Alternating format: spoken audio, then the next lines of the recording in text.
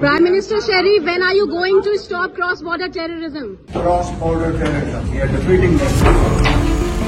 প্রধানমন্ত্রী সীমান্ত সন্ত্রাসবাদের অবসান কখন ঘটাবেন? জবাবে দৃঢ় ভাষায় শেহবাজকে বলতে শোনা যায়, আমরা সীমান্ত সন্ত্রাসবাদে আপনাদের পরাজিত করেছি। ভারতীয় সাংবাদিকদের প্রশ্নের এভাবেই কড়া জবাব দিলেন পাকিস্তানের প্রধানমন্ত্রী শেহবাজ শরীফ। জাতিসংঘে ভাষণ দেওয়ার জন্য পৌঁছানোর পর ভারতীয় সাংবাদিক এমন প্রশ্ন করেন। 27 সেপ্টেম্বর জিও নিউজের বরাতে এ তথ্য প্রকাশ করা হয়।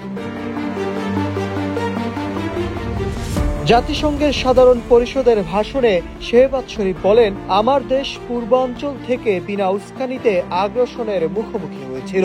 শত্রুরা অহংকারে ঢুকে এখানে এসেছিল, আমরা তাদের অপমানিত অবস্থায় ফিরিয়ে দিয়েছি।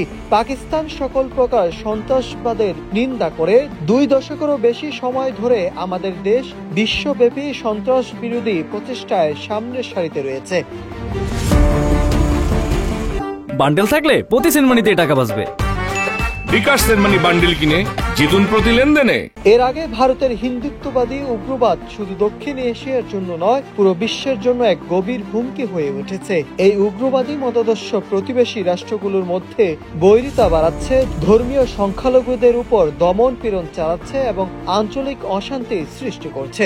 জাতিসংঘ সাধারণ পরিষদের অধিবেশনে বক্তব্য রাখতে গিয়ে পাকিস্তানের প্রধানমন্ত্রী শাহবাজ শরীফ ভারতের রাজনীতি নিয়ে এভাবেই তীব্র সমালোচনা করেন।